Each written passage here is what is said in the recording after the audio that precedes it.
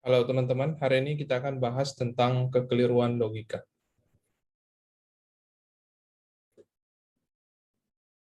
Jadi, kekeliruan logika atau dalam bahasa Inggris disebut logical fallacy adalah saat ada kesalahan dalam melakukan proses penalaran atau penarikan kesimpulan, ya, atau proses inferensi, sehingga membuat kesimpulan menjadi tidak sahih atau tidak valid. Nah, kekeliruan logika ini bisa terjadi karena dua hal. Yang pertama, karena bentuknya tidak sahih, yang kita sebut sebagai kekeliruan formal, di mana dalam proses penalaran itu ada yang tidak sesuai dengan aturan-aturan penyimpulan dalam logika. Sementara yang kedua, kekeliruan logika bisa terjadi karena isi penalarannya itu tidak sahih, yang kita kenal sebagai kekeliruan informal. Kita di sini akan belajar khusus untuk kekeliruan informal. Dalam kekeliruan logika informal ini ada 3 jenis umum, yaitu kekeliruan relevansi, kekeliruan ambiguitas, dan kekeliruan asumsi. Nah, kita akan bahas satu persatu, kita mulai dari kekeliruan relevansi. Kekeliruan ini terjadi karena premis yang tidak relevan bagi kesimpulannya, sehingga hubungan antara premis dan kesimpulan itu tidak berhubungan atau tidak nyambung. Kemudian yang kedua, kekeliruan ambiguitas itu terjadi karena ada kemenduaan arti atau ambigu. Karena ada ambigu dalam atau antar proposisi, maka membuat kesimpulan yang diturunkan menjadi tidak sahih. Nanti kita lihat contohnya ya. Kemudian yang ketiga, kekeliruan asumsi dapat terjadi karena secara eksplisit ataupun implisit, asumsi itu nggak bisa dibenarkan, sehingga kesimpulannya menjadi tidak sahih. Perlu diingat bahwa asumsi di sini kita bisa merujuk kepada premis mayor yang kita bikin dalam silogisme. Jadi dalam silogisme kan ada premis mayor, premis minor, kemudian konklusi. Nah, premis mayor itu biasanya adalah menjadi asumsi kita untuk membangun suatu kesimpulan, sementara premis minor biasanya adalah evidence atau bukti pendukung yang membantu kita untuk menghasilkan satu kesimpulan. Nah, masing-masing dari jenis kekeliruan logika informal ini juga ada jenis-jenisnya yang lain, yang lebih spesifik. Nah, kita akan bahas satu persatu. Kita mulai dengan kekeliruan relevansi. Setidaknya ada 7 kekeliruan relevansi yang secara umum bisa terjadi. Kita bisa lihat dari cara berpikir ataupun cara pernyataan dari lawan bicara kita bisa baca di media mungkin, atau kita bisa memperhatikan ucapan ataupun pidato dari para politisi. Terkadang itu mereka memiliki kekeliruan tertentu yang dalam ilmu logika itu menjadi tidak sahih atau invalid.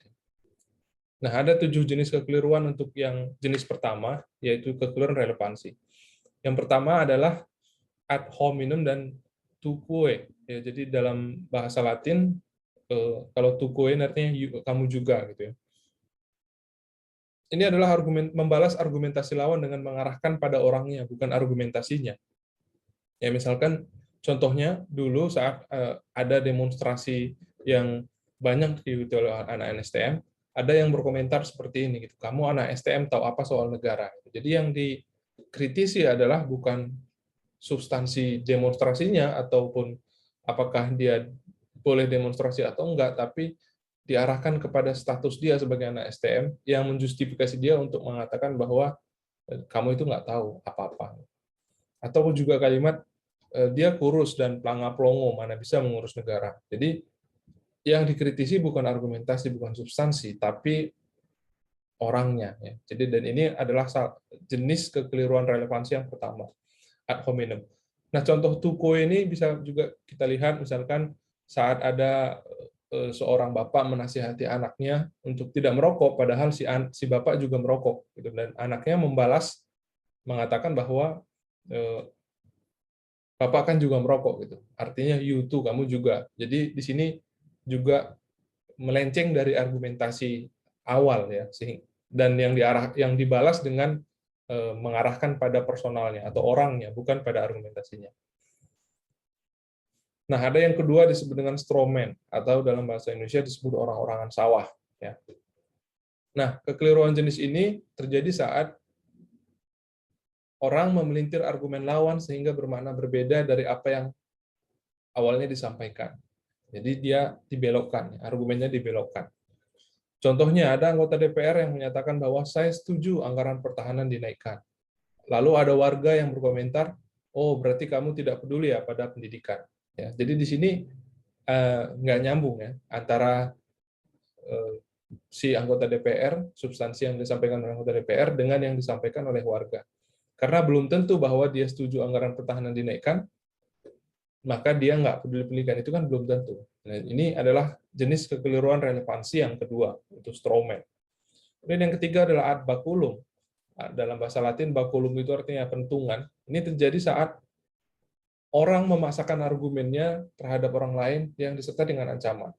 Ya, sehingga dia mengancam orang agar argumennya itu diterima lawannya. Misalkan, ada satu kalimat seperti ini, semua orang yang nggak setuju kebijakan saya silakan mengundurkan diri. Nah, ini memaksakan argumennya supaya diterima oleh orang lain. Kemudian yang keempat, ad populum. Populum itu berasal dari kata populus ya, orang banyak. Di mana argumen itu diajukan atas nama orang banyak. Padahal belum tentu aspirasi dari orang banyak itu sama dengan apa yang dia sampaikan. Contoh kalimatnya seperti ini, pemerintah Indonesia dibangun atas nilai-nilai Pancasila, maka siapapun yang menolak Pancasila berarti melawan pemerintah. Nah, ini adalah satu jenis kekeliruan logika yang juga termasuk dari jenis kekeliruan relevansi. Nah, kita lanjut yang kelima, adalah ad misericordiam atau rasa kasihan. Di sini argumen itu diajukan dengan mengedepankan rasa kasihan. Tujuannya apa? Supaya mendapatkan simpati. Ya, contohnya adalah seorang terdakwa atau seorang terpidana ya menyampaikan di pengadilan kepada hakim untuk memohon agar dia tidak dijatuhi vonis atau semacamnya gitu. Dan dia mengatakan, akhirilah penderitaan kami ini dengan membebaskan saya dari segala dakwaan. Jadi dia seolah-olah dia sudah mendapatkan penderitaan sehingga dia sudah layak untuk tidak dihukum karena dia sudah menerima apa yang seharusnya tidak dia terima gitu. Sehingga di sini dia mengedepankan rasa kasihannya untuk mengajukan argumen. Nah, ini adalah kekeliruan relevansi juga. Selanjutnya ada yang disebut dengan ad ignorantiam, yaitu argumen itu diajukan karena suatu pernyataan benar karena belum terbukti salah atau sebaliknya. Suatu pernyataan itu salah karena belum terbukti benar. Ini ignorantium itu berbasis ketidaktahuan ya, ignorance. Contohnya, contoh mudahnya kalimat ini ya, saya tidak pernah terbukti korupsi, maka saya adalah orang yang bersih. Nah, seolah-olah karena dia belum pernah terbukti korupsi, maka dia apakah sudah pasti orang bersih? Jawabannya kan masih antara ya dan tidak. Ini adalah satu jenis kekeliruan logika yang masuk kepada jenis ad ignorantiam. Kemudian yang terakhir dalam jenis kekeliruan relevansi adalah ignoratio elensi. Itu dalam bahasa Inggris disebut red herring. Red herring ini adalah mengacu pada ikan merah yang baunya sangat menyengat sehingga bisa mengalihkan perhatian kita. Nah, di sini fokus argumentasi itu dialihkan dari inti perdebatan agar argumentasi lebih gampang dimenangkan. Jadi mirip dengan yang strawman tadi, tapi kalau yang strawman tadi dipelintir, kalau yang ini dicari ke topik yang lain gitu, dialihkan ke topik yang lain. Contohnya adalah mahasiswa buat apa turun ke jalan untuk berdemonstrasi, mending fokus kuliah saja. Nah, di sini misalkan ada perdebatan tentang apakah mahasiswa itu boleh berdemonstrasi, apakah demonstrasi yang dilakukan mahasiswa itu bisa bermanfaat atau enggak. Nah, kemudian dia mencoba untuk mengalihkan perdebatannya itu dengan mahasiswa itu lebih bagus kuliah, fokus kuliah saja. Nah, ini adalah 7 jenis kekeliruan relevansi yang umum bisa kita temui. Mungkin ada contoh-contoh yang lain, jenis yang lain, tapi secara umum 7 ini. Nah, kita masuk ke kekeliruan kedua, yaitu ambiguitas. Ada 4 jenis yang termasuk ke dalam kekeliruan ambiguitas. Yang pertama disebut equivokasi. Itu di mana kata yang punya makna lebih dari satu sehingga muncul ambiguitas makna. Di sini ya ambiguitasnya secara semantik. Contoh, bulan selalu mengelilingi matahari. Nah, Desember adalah bulan.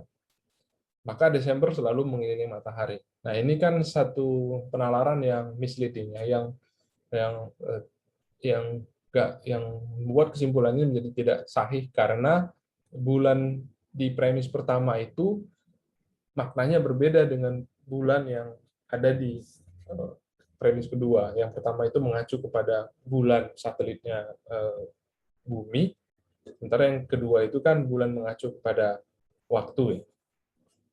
Nah, sehingga proses penyimpulannya menjadi tidak sah. Nah, kemudian yang kedua ada disebut dengan ambivoli, di mana struktur kalimatnya yang ambigu. Itu posisi dalam kalimatnya itu yang ambigu. Ya, kalau tadi ekuivokasi ambigu secara semantik, yang ini ambigu secara sintaksis. Ini contohnya adalah ada penggalan kalimat seperti ini. Anak mantan presiden yang merakyat itu bla bla bla. Nah, di sini ada dua kemungkinan. Apakah yang merakyat itu adalah si anak yang mungkin ayah atau ibunya itu adalah mantan presiden, atau yang merakyat itu adalah si mantan presidennya itu sendiri. Nah, jadi di sini tidak jelas posisi dari kalimatnya itu di mana. Nah, itu disebut amfipoli. Nah, yang ketiga adalah kekeliruan ambiguitas jenis komposisi, di mana kita menarik kesimpulan dari yang benar sebagian, benar juga untuk keseluruhan. Jadi menggeneralisasi. Nah, contoh ada kalimat, setiap menteri yang dipilih presiden adalah orang-orang hebat di bidangnya, maka pemerintahan sangat hebat. Nah, apakah otomatis apabila setiap menteri itu adalah orang hebat, maka pemerintahan menjadi hebat pula? Itu kan belum tentu. Banyak faktor yang membuat pemerintahan itu menjadi hebat. Ya, salah satu faktornya memang kalau menteri-menteri yang dipilih itu adalah orang-orang yang hebat di bidangnya. Tapi kan ada aspek lain terkait dengan misalnya kesamaan visi, kemampuan kerjasama dan sebagainya. Ya, jadi tidak langsung menentukan bahwa yang sebagian itu juga benar untuk yang keseluruhan. Kebalikan dari komposisi adalah jenis kekeliruan keempat dari ambiguitas, yaitu yang disebut dengan divisi. Nah, di sini apa yang benar untuk keseluruhan dianggap benar juga untuk bagian-bagiannya, padahal belum tentu. Nah, contohnya bangsa Indonesia adalah bangsa yang ramah. Jadi setiap orang Indonesia adalah orang yang ramah. Nah, kan belum tentu juga. Jadi sebenarnya apa yang benar tentang keseluruhan belum tentu benar tentang bagian-bagian yang menyusun keseluruhan itu. Sebaliknya tadi di komposisi, apa yang benar untuk bagian-bagiannya belum tentu benar juga untuk secara keseluruhannya. Ya, tadi contoh kekeliruan di jenis divisi ini, bangsa Indonesia adalah bangsa yang ramah. Itu secara umum ya, memang seperti itu, misalkan. Nah, tapi kalau kita zoom in, mungkin ada satu dua yang tidak ramah, sehingga kita nggak bisa juga menyimpulkan bahwa setiap bagian dari bangsa Indonesia itu adalah yang ramah. Nah, kita masuk ke kekeliruan asumsi, kekeliruan ketiga dari jenis kekeliruan logika informal. Nah, di sini ada 4. Yang pertama itu kita sebut dengan petito principi atau begging the question. Nah, di sini pembuktian dilakukan dengan mengasumsikan terlebih dahulu sesuatu yang mau dibuktikan. Ya, kita mau menyimpulkan sesuatu, tapi hal yang kita simpulkan itu sudah kita asumsikan. Ya, dalam aturan penyimpulan, kesimpulan itu sudah disampaikan duluan di premis, gitu ya. Atau sebaliknya, premis itu ada lagi dia di kesimpulan. Ya, contoh, kita langsung ke contoh. iPhone adalah ponsel terbaik di dunia karena tidak ada perusahaan yang buat ponsel lebih baik dibanding Apple. Nah, ini kan sama saja, berputar saja. Jadi dia jadi tidak sahih. Atau ada kalimat, saya tidak menggunakan hak pilih dalam pemilu karena saya belum cukup umur untuk memilih. Nah, ini kan alasan yang teknis yang termasuk pada jenis petito principi. Ya. Nah, kita masuk ke jenis kedua dari kekeliruan asumsi, yaitu ad verecundiam atau argumentum authoritatis dalam bahasa Latinnya. Nah, ini kesimpulan diperoleh melalui pendapat dari sosok yang dianggap otoritatif. Ya, sosok otoritatif bisa akademisi, bisa ulama, ya. Karena dia adalah orang yang ahli di bidangnya, Maka apakah semua pendapatnya itu akan otomatis benar? Itu kan tidak. Ya, dia mungkin menguasai di bidangnya, tapi di bidang lain kan belum tentu. Ya, contohnya adalah dia profesor, jadi semua pendapatnya benar. Nah, ini kan salah. Ya. Ini termasuk kekeliruan asumsi jenis argumentum autoritatis. Atau pernah ada yang menyebutkan, kalau pemerintah sudah bilang versi pemerintah itu hoax, ya hoax, kenapa membantah lagi? Nah, ini juga termasuk jenis kekeliruan logika, jenis kekeliruan asumsi. Jadi sebenarnya kebenaran itu nggak bergantung pada orang, tapi bergantung pada realitas itu sendiri. Jenis ketiga dari kekeliruan asumsi adalah non causa pro causa, atau dalam bahasa Latin kita kenal dengan post hoc ergo propter hoc. Artinya itu sesudah itu maka oleh karena itu. Ini sebenarnya terjadi saat orang salah mengidentifikasi sebab dari suatu akibat yang terjadi. Ya, jadi menganggap sesuatu sebagai penyebab, padahal hal itu bukanlah penyebab sesungguhnya. Contoh, ekonomi makin anjlok, ini bukti kegagalan pemerintah. Apakah seperti itu langsung bisa disimpulkan? Kan belum tentu. Mungkin saja ada faktor-faktor yang lain. Jadi semacam jumping conclusion ya. Dia membuat atau mengidentifikasi sebab yang salah, kemudian ya otomatis kesimpulannya juga salah. Gitu. Nah, yang terakhir adalah kekeliruan pertanyaan kompleks. Ini terjadi saat pertanyaan yang diajukan seseorang itu secara implisit sudah mensyaratkan penerimaan atas premis tertentu. Nah, kita langsung ke contohnya. Maukah Anda berbaik hati meminjamkan saya uang 1 juta rupiah? Ini misalkan ada seseorang yang minjam duit ya, yang udah lama nggak berhubungan, tiba-tiba datang berkabar dan dia mengatakan kalimat ini. Nah, ini juga merupakan satu bentuk kekeliruan logika. Kenapa? Karena dia sudah memasukkan premis di awal yang menjadi prasyarat, atau secara implisit dia sudah mensyaratkan penerimaan tertentu. Ya, kalau kalimat itu tadi, ya, maukah Anda berbaik hati meminjamkan saya uang 1 juta rupiah, berarti apakah disimpulkan bahwa kalau nggak dipinjamkan dia bukan orang yang baik? Kan belum tentu. Nah, ini adalah jenis kekeliruan yang terakhir dari kekeliruan asumsi.